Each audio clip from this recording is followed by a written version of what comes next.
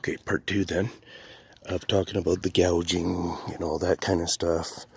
You know, because somebody could come along here and put on the brakes and gouge with a rock or something like that, right? So there's a number of things that can really be legit.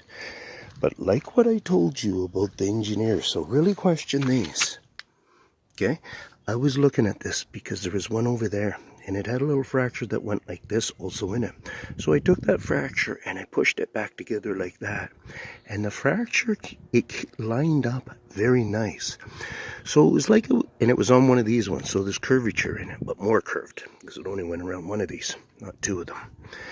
So to me, I almost got an idea. Thinking, you know, is there something like that went on for that in particular thing?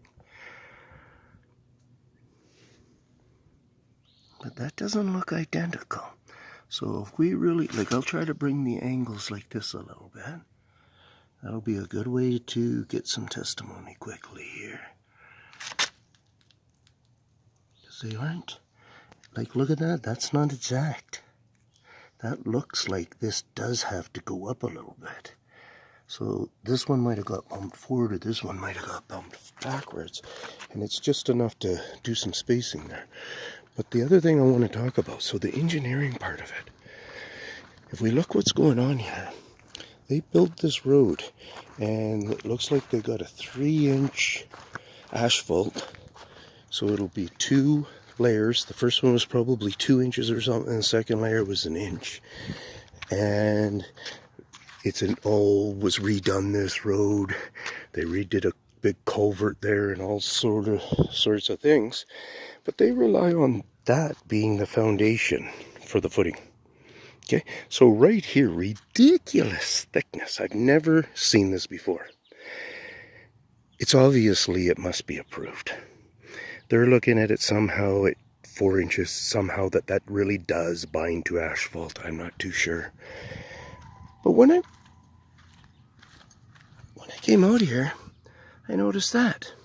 Look at where we are. Like, we're brand new. Brand spanking new. And I don't know if this is covering something up or... Ooh. That's what it's doing. It's covering up. And if I look at like how that was damaged, I'm telling you right now, that wasn't one damaging. This is a working damage. Somebody worked. That's what's going on here. In the meanwhile, they encouraged this. However they felt like doing it on this kind of a thing, it would be really easy to not have to scribe it. It'd be just easy. And I never really looked under it. I am so surprised and excited because I was actually just coming to show you then this. Because I knew it was on this joint. And just because that fracture joint is there, it doesn't mean the concrete's all of a sudden just going to go, oh, it's hot. Like this heat of a day right now, I would say it's probably our hardest day yet. Look at that asphalt. From when they did this asphalt, that's a leftover bit of asphalt. Look at its condition. Right? Its dirtiness. You know, whatever. The guys are obviously saving it for a patch job or something, right? Or whatever. They're not disturbing it with the machinery. And, you know, it's just got life disturbance. Like this has got life disturbance. That's in part what I'm saying. So... maybe, oh yeah, this one's better down here. Not better necessarily, but I mean it's, so where are we right here? We're at 4. And shebang. We're back. So look at this one. And it did have it here, I think, too. So what I did was, I went down, because I'll tell you what a fail would be in this. For your watching. If say you were looking at something small like this and this crack, and say they weren't joined here, but this one ran past it a bit, this one ran up past like that or something, then that's what would help solidify scribing. When it's a true like this and you can really see it, because it's pretty easy for them to bump this. You know what I'm saying? Because it's just sitting on asphalt. It really doesn't do a good binding effect. I don't understand why the engineers allowed that to happen. I would have just left it out for now. or I would have just completely left it out. And yeah, and just had my driveway however it is, whether it's brick, whether it's what. Unless they're putting a sidewalk on this side, but I'm kind of doubting it for what they've done with this fill and stuff. So I think they're just leaving this now prepped like that. I don't know. So